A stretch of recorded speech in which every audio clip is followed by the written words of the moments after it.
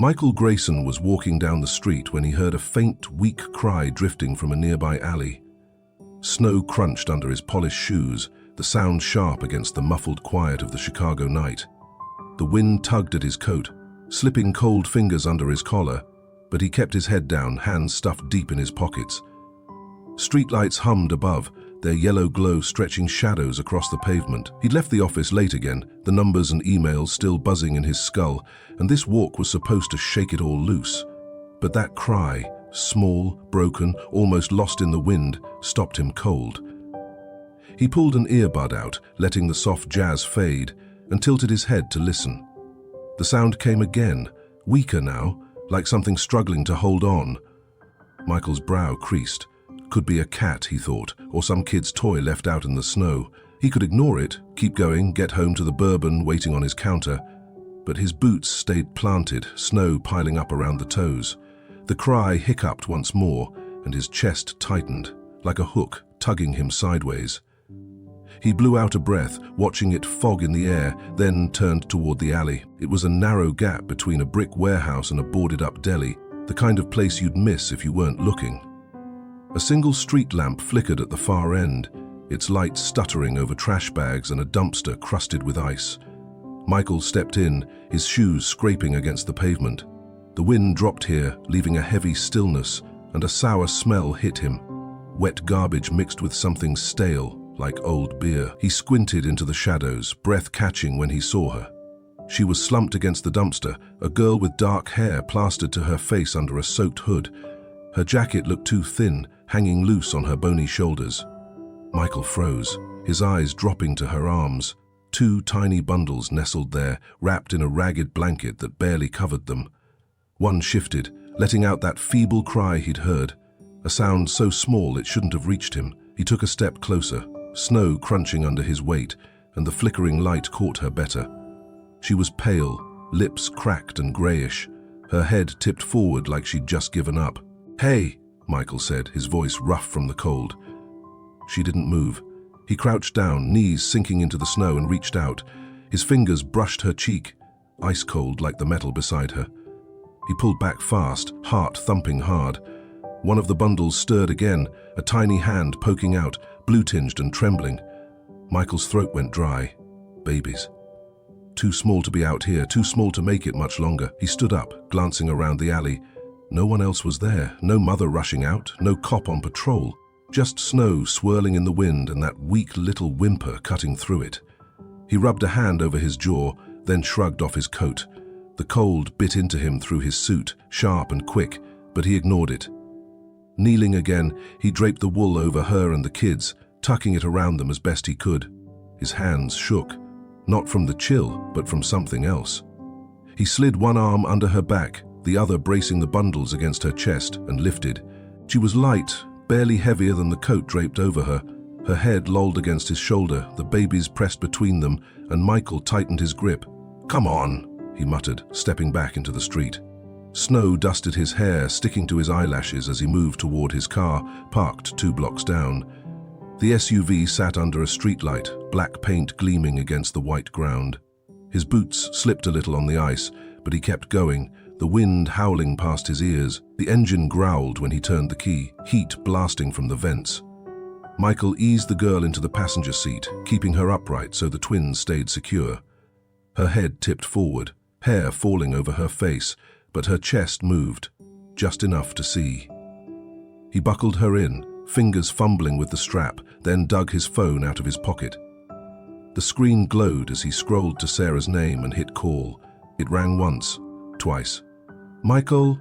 Sarah's voice came through, soft but awake, like she'd been waiting up. "Hey," he said, glancing at the girl. "I'm on my way home, found some kids in an alley. They're not doing good."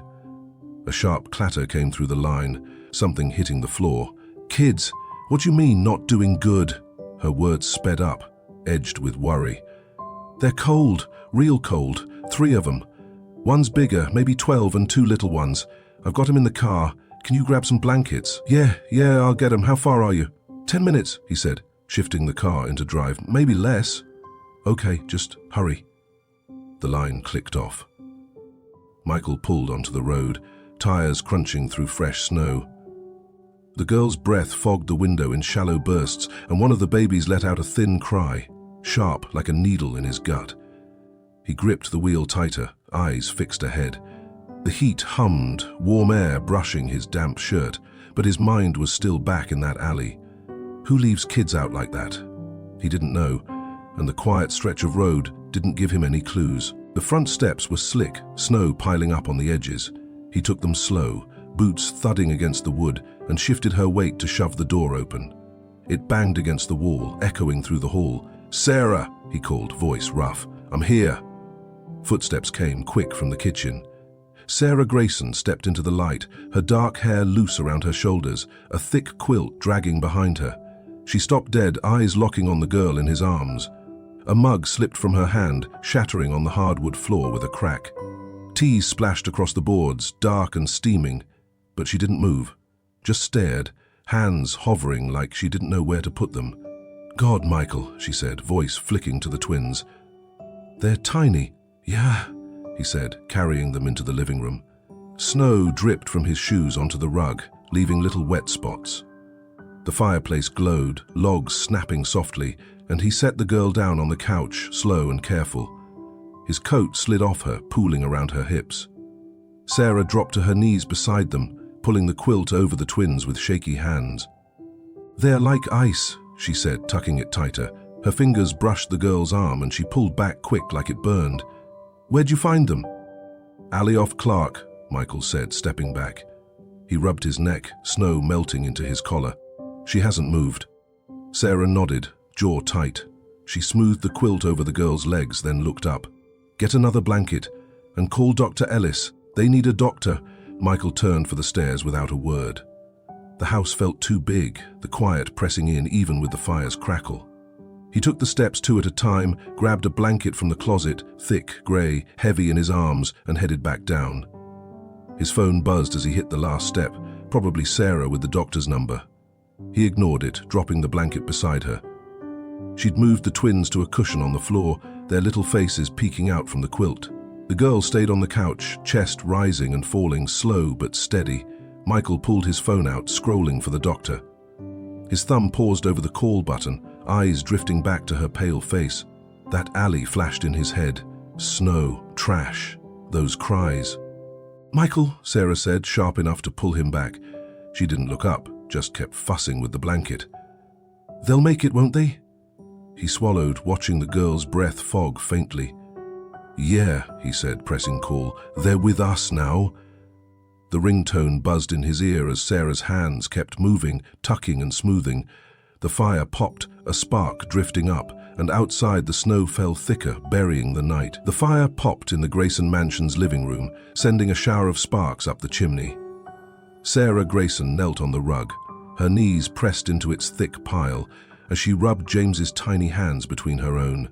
His fingers were still cold, stiff little twigs against her palms, but his breathing had steadied, a soft rhythm that matched the crackle of the logs. She glanced over at Lily, bundled in a quilt on a cushion nearby, her small chest rising and falling under the fabric. The glow from the hearth danced across Sarah's face, catching the lines around her eyes. Lines that had deepened over years of wanting something she couldn't have. She adjusted the quilt over Lily, tucking it under her chin, then turned back to James, her hands moving slow and careful. Michael stood by the window, arms crossed, staring out at the snow still falling in thick sheets. His shirt was damp from carrying the kids, clinging to his shoulders, but he didn't seem to notice. The glass fogged where his breath hit it, and his silhouette stayed stiff against the warm light of the room. The blanket he'd brought down lay folded on the arm of the couch, untouched since he'd dropped it there. Every now and then, his eyes flicked back to the girl on the couch, the one he'd found in the alley, then out to the storm again, like he was waiting for something to come through the glass. Upstairs, in the guest room, Emily Carter woke with a jolt. Her hands clawed at the plush sheets, fingers digging into the fabric as her chest heaved. The room was dark, save for a sliver of light sneaking under the door, and the air smelled clean, too clean, like soap. She swung her legs off the bed, bare feet hitting the cold floor with a slap. Her head spun, a dull ache throbbing behind her eyes, but she pushed herself up, stumbling toward the door. Her jacket hung loose, still damp, and the chill clung to her skin. She didn't know where she was, but those cries from the alley echoed in her mind. James, Lily, her babies. She had to find them. The doorknob slipped in her sweaty palm, but she twisted it hard and lurched into the hall. Her socks skidded on the polished wood as she moved, one hand brushing the wall for balance. A shadow loomed ahead. Michael, stepping out from the living room. He reached for her arm, his grip firm but not rough, catching her just as her knees buckled. Easy, he said, voice low and steady. They're downstairs. Emily's eyes, wide, dark, glassy, darted past him, searching the dim hallway. She pulled against his hold, her breath coming fast, but he didn't let go. I need to see him, she rasped, her voice scratched raw. Michael nodded, loosening his grip, and stepped aside, letting her stumble toward the light. Sarah looked up from the rug as Emily burst into the living room. The girl's hair was a mess, sticking to her cheeks, and her jacket flapped open as she dropped to her knees beside James and Lily. She pressed her cheek to James's forehead first, then Lily's, her hands trembling as they hovered over their bundled forms. A shudder ran through her, shoulders shaking once hard, before she went still. Sarah watched, her own hands pausing mid-motion on James's quilt. The firelight caught the shine in Emily's eyes, but no tears fell. She just stayed there, crouched low, like she could shield them from the world with her body alone. Sarah reached over to the coffee table where a mug of cocoa sat steaming. She slid it across the wood, the scrape loud in the quiet room. Here, she said, keeping her voice soft. It's warm. Emily's head jerked up, her fingers twitching toward the mug, but she didn't take it. Her eyes stayed locked on the twins, like if she looked away, they'd vanish. Sarah pulled her hand back, resting it on Lily's blanket instead, and waited. The clock on the mantel ticked, each second stretching out long and heavy. Michael shifted from the window, his boots scuffing the floor as he moved closer. His shadow stretched over the rug, falling across Emily and the twins. The fire snapped again, a log settling deeper into the coals, and Emily flinched at the sound. Her lips parted, trembling, before words finally spilled out, hoarse and halting. My mum, she's gone. She swallowed, her throat bobbing. He wouldn't stop.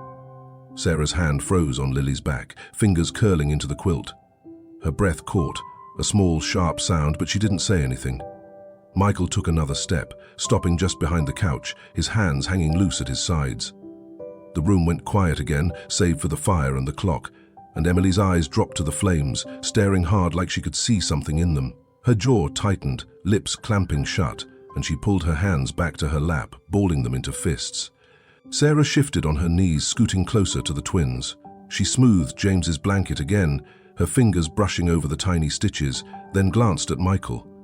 His face stayed blank, but his eyes lingered on Emily, steady and unblinking. You're safe here, Sarah said, turning back to the girl. Her voice stayed low, careful, like she was talking to a spooked animal. All three of you. Emily didn't look up. Her fists stayed tight, knuckles whitening, but her shoulders slumped a little, like some weight had shifted off them. The cocoa sat untouched, steam curling up and fading into the air. Sarah reached for it, sliding it back to her side of the table, then picked up a corner of the quilt to tuck around Lily's feet. Her hands moved slow, deliberate, like she'd done this 100 times, or wished she had. Michael cleared his throat, the sound rough in the stillness. Doctor's on his way, he said, stepping around the couch to stand near the hearth. He shoved his hands in his pockets, rocking back on his heels. Should be here soon. Sarah nodded, her eyes flicking to him, then back to the twins. Emily didn't move, didn't speak, just kept staring at the fire, her breath evening out, slow and shallow. The wind rattled the windows, a low howl that made the glass tremble. Sarah pulled the quilt higher over James, her thumb brushing his cheek, and started humming, a soft, uneven tune that barely carried over the fire's crackle. Emily's head tilted, just a fraction, like she recognized it. Her fingers loosened in her lap, uncurling one by one, but her eyes stayed on the flames, lost somewhere far from the room. Michael watched them all from the hearth, the heat warming his damp shirt. The snow outside piled up against the glass, thick and silent, but inside the fire kept burning, casting long shadows that danced across the walls. He shifted his weight, glancing at the clock. 10 minutes past midnight. The doctor would be here soon, he told himself, but his eyes drifted back to the girl on the couch. She hadn't moved, hadn't said more, but something about her, the way she'd held those kids, even passed out in the snow, stuck with him. He didn't know what it meant yet, and the quiet didn't give him any answers. Sarah's humming faded as she leaned back, resting her hands on her thighs. She looked at Emily, then at the twins, her face soft but tight around the edges. "They're warming up," she said, more to herself than anyone else. She reached for the blanket Michael had brought, pulling it over her lap like she needed something to hold on to. Emily's head lifted then, just enough to glance at the twins, and her lips twitched, like she wanted to say something but couldn't find the words. The fire popped again, louder this time, and a spark landed on the hearth, sizzling out against the stone. Michael stepped forward, nudging it back with his boot, then looked at Sarah. "Need anything?" he asked, voice low. She shook her head, her fingers tightening on the blanket. "Just stay close," she said, glancing at him with eyes that didn't quite meet his. He nodded, settling back against the mantel, and the room fell quiet again.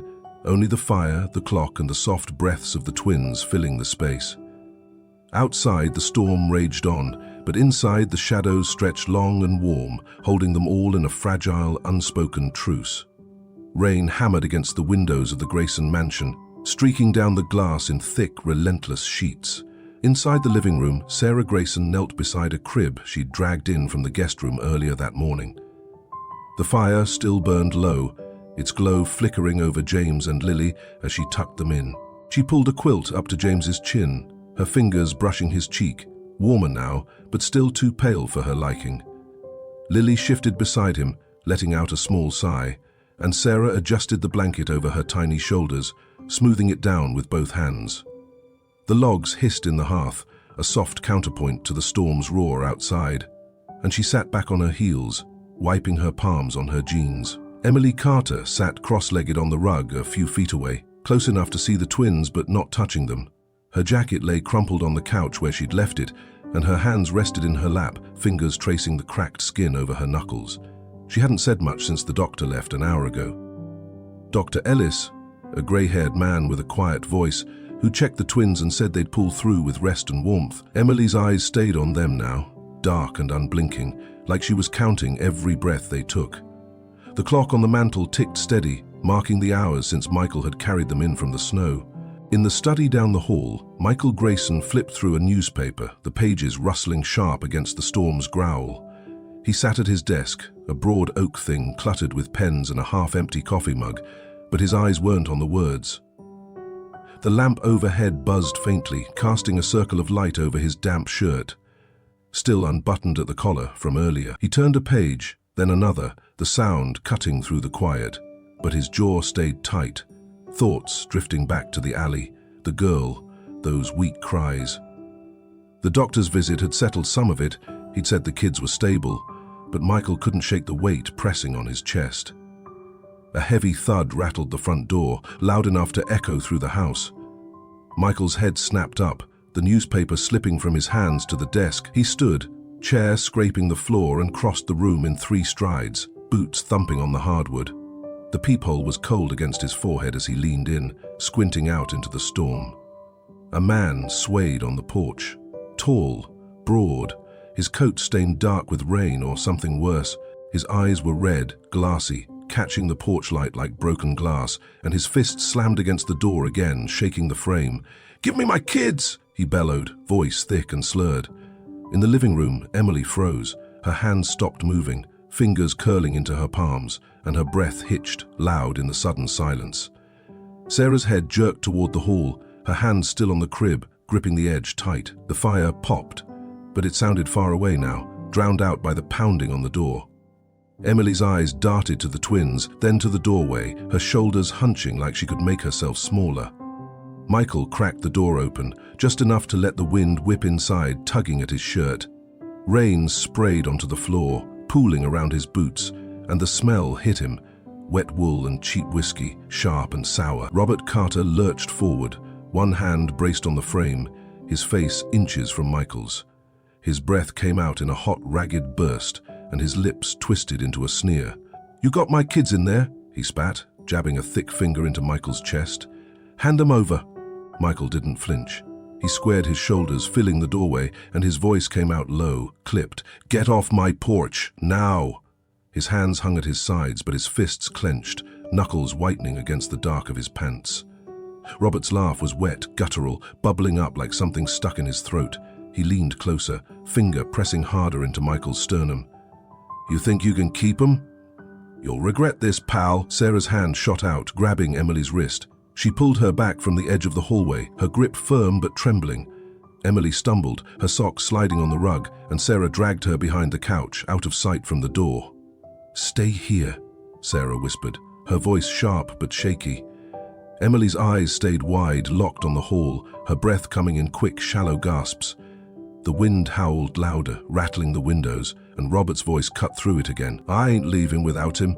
Michael pushed the door wider, stepping into the gap so Robert couldn't see past him. "I said leave," he snapped, louder this time, his jaw tight enough to ache. His fist twitched, itching to swing, but he kept it down, fingers flexing open and closed. Robert swayed, rain dripping from his matted hair, and his sneer faltered, replaced by a scowl. He jabbed Michael's chest once more, then staggered back, boots slipping on the wet porch. "This ain't over," he growled, voice fading as he turned into the storm. The door slammed shut, the bang echoing through the house. Michael twisted the lock, then pressed his palm against the wood, leaning into it like he could hold the night out.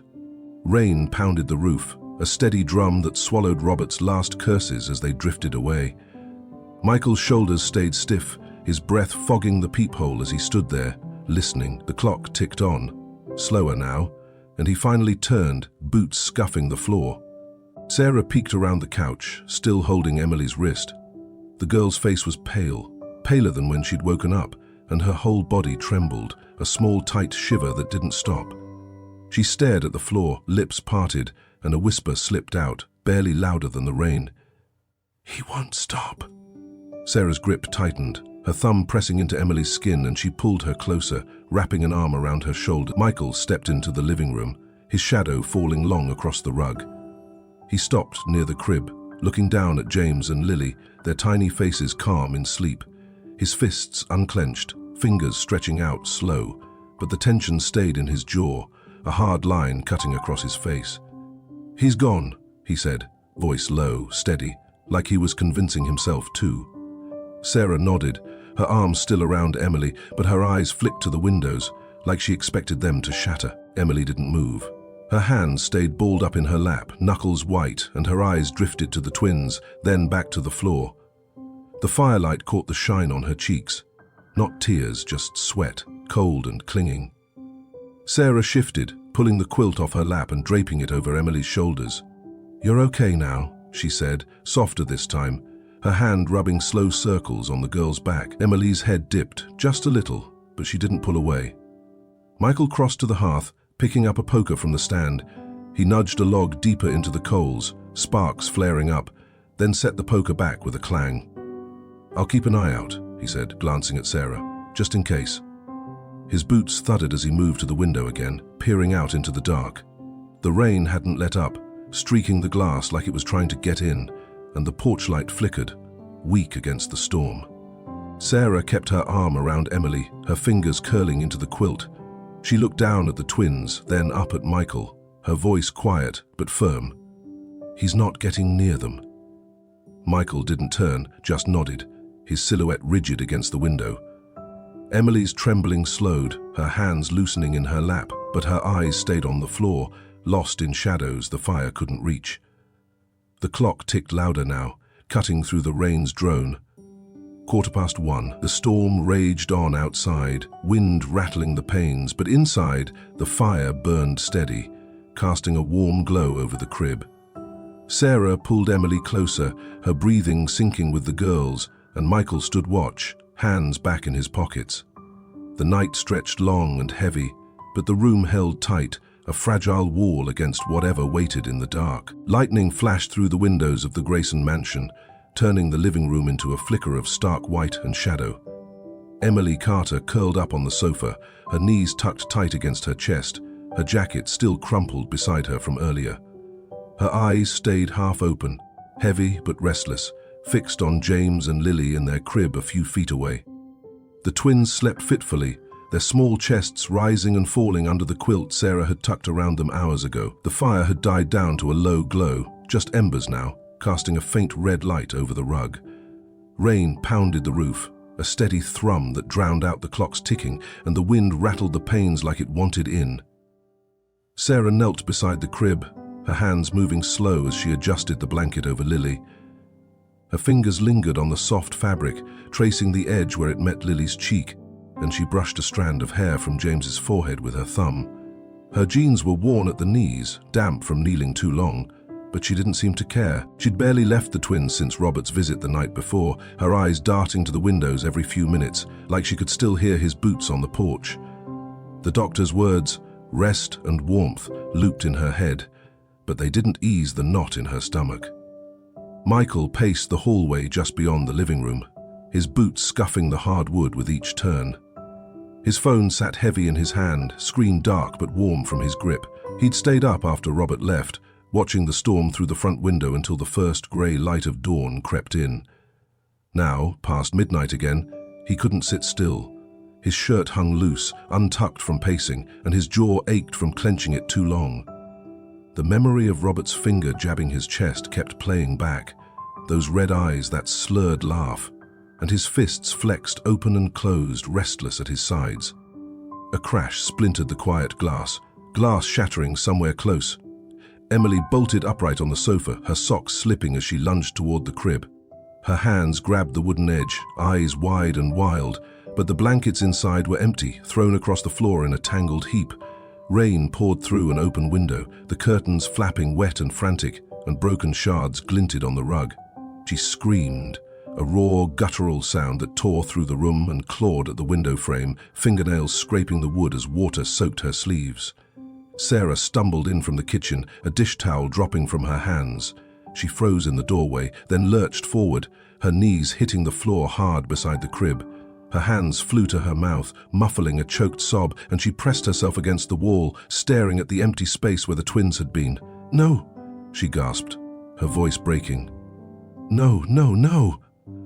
Her fingers dug into her cheeks, leaving red marks, and her eyes darted to Emily, then the window, rain splashing her face. Michael ran in from the hall, his phone clattering to the floor as he skidded to a stop. "What?" he started, but Emily's scream cut him off. He crossed the room in 2 strides, grabbing her shoulders to pull her back from the window. "Stop," he said, sharp but steady, holding her tight as she thrashed. "Stop, kid, you'll cut yourself." She yanked against him, her breath coming in ragged bursts, but he didn't let go, his boots planted firm on the wet rug. Sarah crawled to the crib, clutching the scattered blankets like they might still hold the twins. "They're gone," she said, her voice rising, cracking. "Michael, they're gone." She pressed the quilt to her chest, rocking back on her knees, and rain dripped from her hair onto the floor, mixing with the tears she didn't bother to wipe away. Michael's phone buzzed against the hardwood, lighting up with an unknown number. He let go of Emily, snatching it up and jammed it to his ear. Static crackled, then Robert Carter's voice snarled through, thick and uneven. 10 grand, or they gone for good." A muffled cry, "James, maybe," cut through the line, sharp and desperate, and Michael's knuckles went white around the phone, his nails digging into his palm. "You hear me?" Robert slurred. 10 grand, or you don't see him again." Michael's eyes flicked to Sarah, still clutching the blanket, her sobs quieter now but shaking her whole body. He nodded once, short and hard, then lowered the phone, thumb hovering over the screen. "Where are you?" he said, voice low, controlled, but his hand trembled just enough to notice. Robert laughed, a wet, choking sound. "You'll know when I get my money." The line went dead, static fading to silence. Michael stared at the screen, then turned to Sarah, his jaw tight. "He's got him," he said, stepping closer. "I'm calling the cops." He dialed 911, his voice dropping to a whisper as he gave the operator the address and Robert's threat, his free hand rubbing the back of his neck. Emily sank to the floor beside the crib, her hands limp in her lap, staring at the wet rug. "I should have stayed awake," she muttered, her voice barely audible over the rain. "I should have heard him." Her fingers curled into the fabric of her jeans, gripping tight, and her shoulders shook, but no sound came out. Just a silent, shuddering breath. Sarah reached for her, pulling her close, the quilt still pressed between them. "It's not your fault," she said, her voice hoarse but firm. "We'll get 'em back." Her arms tightened around Emily, rain-soaked hair sticking to her face, and she looked up at Michael, eyes pleading. "We have to." Michael nodded, phone still pressed to his ear as the operator promised units were on the way. He crossed to the window, peering out into the storm, rain streaking the glass red and blue as police lights flashed in the distance. "They're coming," he said, turning back. "We'll find 'em." His voice stayed steady, but his boots left wet prints on the floor, pacing again, restless. The clock hit 2 a.m. when the police tracked Robert's call to a warehouse by the Chicago River, an old brick husk crumbling into the fog. Michael rode with them, crouched behind a cruiser as rain soaked through his shirt, plastering it to his skin. The air smelled of mud and rust, thick and heavy, and police lights cut through the mist, flashing over the sagging roof. Officers crept forward, boots squelching in the wet gravel, their radios crackling low. Michael's hands gripped the car's edge, his breath fogging in the cold, eyes locked on the warehouse door. Inside, Robert staggered through the shadows, Lily clutched against his chest with one arm. Her cries were faint, broken by shivers, and James wailed from a wooden crate in the corner, his tiny fists flailing against the sides. Robert spun toward the doors, flashlights pierced the dark, his boots slipping on the slick floor. "Stay back!" he shouted, voice cracking, his free hand fumbling for something in his pocket. A knife, maybe, or just a bluff. An officer lunged, tackling him hard, and Robert's yell cut off as he hit the ground, Lily tumbling from his grip onto a pile of rags. Michael straightened, heart pounding, as two officers rushed in, one scooping up Lily, the other lifting James from the crate. The twins' cries filled the warehouse, sharp and alive, and Michael pushed past the cruiser, rain dripping from his hair. "They okay?" he called, voice rough, stepping closer as the officers emerged. Lily shivered in a blanket, her face red and wet, and James kicked weakly, his wails softening to whimpers. "They're cold," one officer said, handing James to Michael. "But they're breathing." Michael took him, the boy's weight light against his chest, and his hands steadied, holding tight. The officer with Lily nodded toward the car. "Ambulance is coming. We'll get 'em checked." Michael carried James back to the cruiser, rain mixing with sweat on his face. He climbed into the back, cradling the boy close, and watched as the officer settled Lily beside him. "You're okay now," he muttered, brushing a thumb over James's cheek, his voice low but firm. The twins shivered, their cries fading to soft gasps, and Michael's jaw unclenched just a little as the warehouse faded into the fog behind them. Back at the mansion, Sarah and Emily waited, still huddled by the crib, rain pounding the windows. The clock ticked past 3, and the fire had gone out, leaving the room dark and cold. When the police lights flashed through the glass, Sarah stood, pulling Emily with her, and they watched, breathless, as Michael stepped out, James and Lily in his arms. Alive, trembling, but there. The hospital room in Chicago smelled of antiseptic and plastic, a sharp edge cutting through the quiet hum of machines. James and Lily lay in matching cribs, their tiny arms taped with IV lines that snaked up to dripping bags. The lights overhead buzzed softly, casting a pale glow over their faces. Still too pale, but calmer now, their breaths steady under thin blankets. Sarah Grayson sat between them, her chair pulled close, one hand resting on Lily's crib. Her fingers traced slow circles over Lily's hand, brushing the tape that held the needle in place. She hummed a lullaby under her breath, an old tune her mum used to sing, the notes uneven but soft. Her jeans were wrinkled from sitting too long, and her hair hung loose, sticking to her neck from the night's sweat. Michael leaned against the wall near the door, his coat draped over a chair beside him. His shirt was still damp from the rain, clinging to his shoulders, but he didn't seem to notice. He watched Emily Carter slumped in the corner, her knees pulled up, her eyes red and puffy from crying herself dry. Her jacket lay in a heap on the floor, and her hands twisted together in her lap, restless. The twins had been back for hours now, since the police pulled them from that warehouse, but the tension hadn't left the room. Michael's boots shifted on the tile, a quiet scrape, and he rubbed his jaw, feeling the stubble scratch under his fingers. Sarah's humming paused as she glanced at Emily, then back to Lily.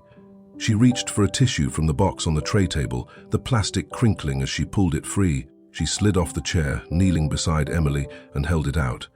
"Here," she said, her voice low, steady. Emily's head jerked up, her eyes darting to the tissue, then away. She took it, her fingers shaky, and started shredding it into thin strips, letting them fall to the floor like snow. Her lips moved, barely a murmur. "Mum used to sing that." Sarah's breath caught, the lullaby dying in her throat. She set the tissue box down, scooting closer, and pulled Emily into her arms. The girl stiffened at first, her shoulders rigid, but Sarah held on, pressing her cheek to Emily's hair. Their breathing synced up, slow and uneven, and Sarah's hand rubbed circles on Emily's back, the same way she'd done for the twins. "She must have loved you a lot," Sarah said, her voice cracking just a little. Emily didn't answer, just let her head rest heavier against Sarah's shoulder, the tissue strips crumpling in her fist. Michael watched them for a moment, his hands in his pockets, then pushed off the wall. "I'll be right back," he said, his boots thudding as he stepped into the hall. The door clicked shut behind him, muffling the hum of the room, and he walked down the corridor, past nurses in scrubs and a vending machine that rattled with coins. He stopped at a quiet corner, pulling his phone out and dialed his lawyer, a guy named Tom he'd known since college. "Hey, it's me," he said when Tom picked up. "I need papers drawn up. Adoption. 3 kids. Tom's voice came through, sleepy but sharp. "Adoption? You serious, Mike?" "Yeah," Michael said, glancing back toward the room. "Dead serious. Can you get it moving?" "Give me a couple days," Tom said. "I'll need details, names, ages, all that." "I'll send them over," Michael said, then hung up. He stood there, phone warm in his hand, staring at the linoleum floor until a nurse brushed past, pulling him back. He headed to the hospital's front desk, asking for a pen and some paper, his voice low but firm. Back in the room, Emily had shifted closer to the cribs, her hands resting on the edge near James. Sarah sat beside her, humming again, softer now, her eyes on Lily's sleeping face. The door creaked as Michael stepped in, a few sheets of paper tucked under his arm. He set them on the tray table, sliding them toward Sarah. "Papers," he said, tapping them with his finger. "For us." "For them?" Sarah's eyes widened, her hand pausing mid-stroke on Lily's blanket.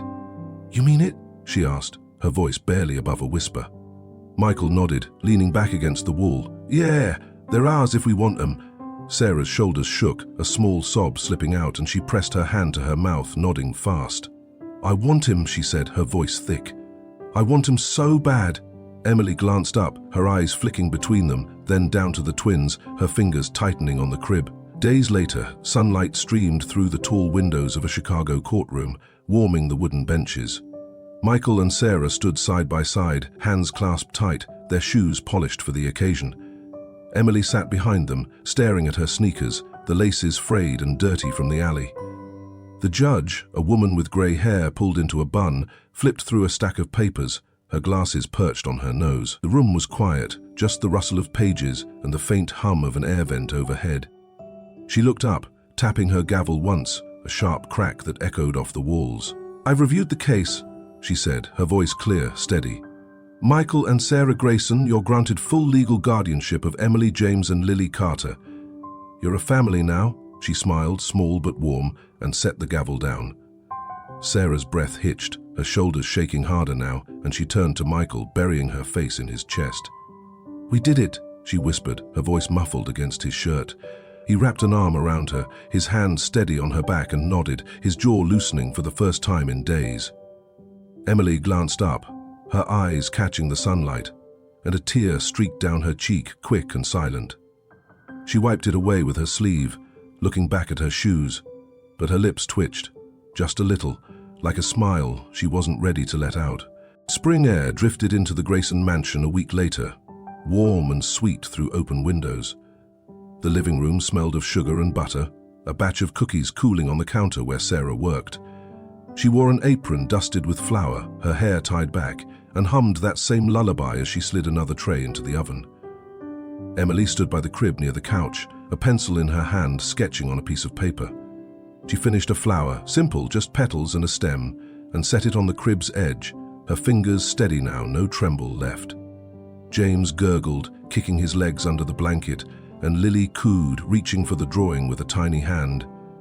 Michael walked in from the hall, his boots quiet on the rug, and bent down to lift Lily from the crib. She grabbed his shirt, her fingers curling into the fabric, and he smiled, a small, rare thing that softened his face. "Hey, kid," he said, holding her close, his voice low but warm. He glanced at Sarah, then Emily, and nodded toward the cookies.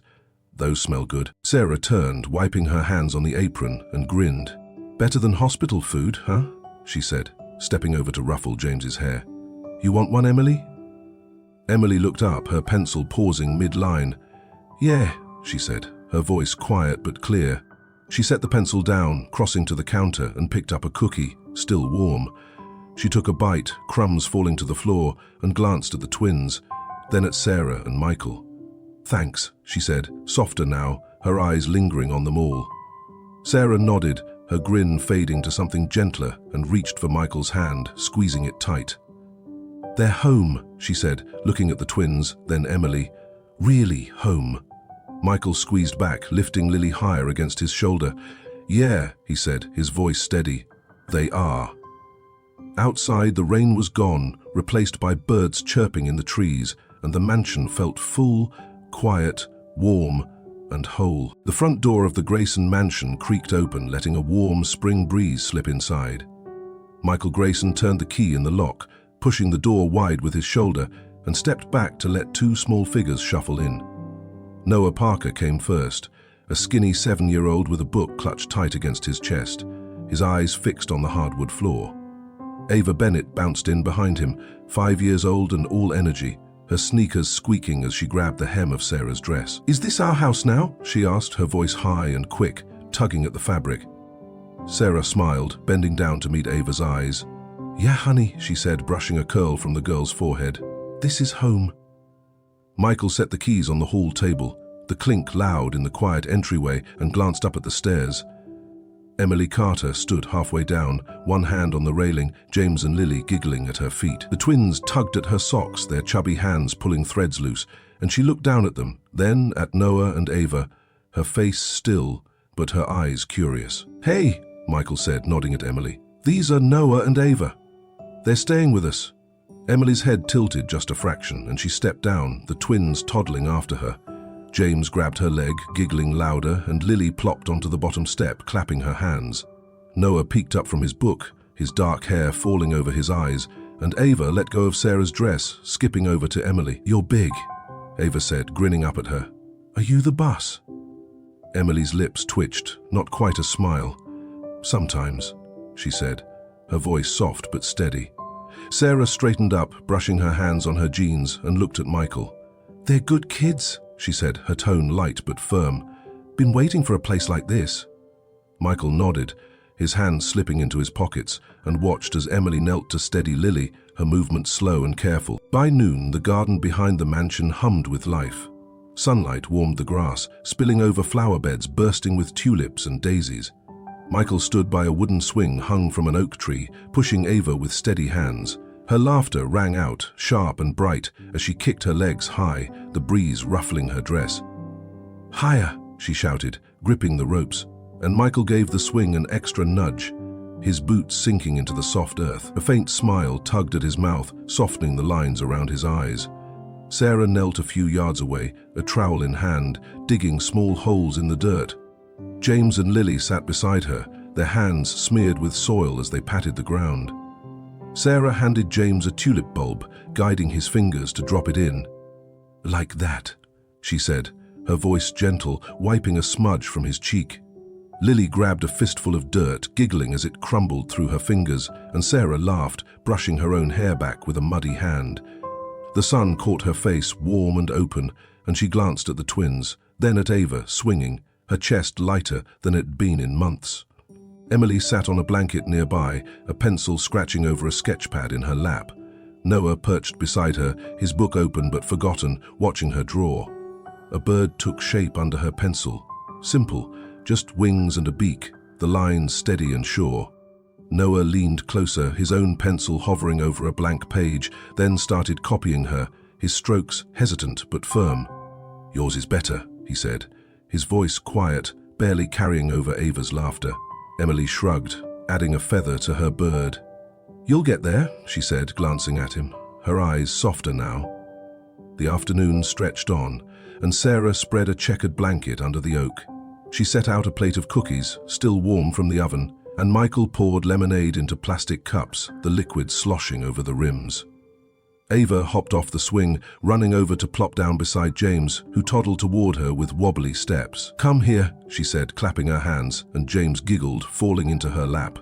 Sarah handed Ava a cookie, then passed one to Noah, who took it with a quick "thanks," his fingers brushing the blanket. Emily leaned against Sarah's side, her sketch pad resting on her knees. She picked up a cup of lemonade, sipping it slow, the tartness sharp on her tongue. Her eyes drifted over the garden.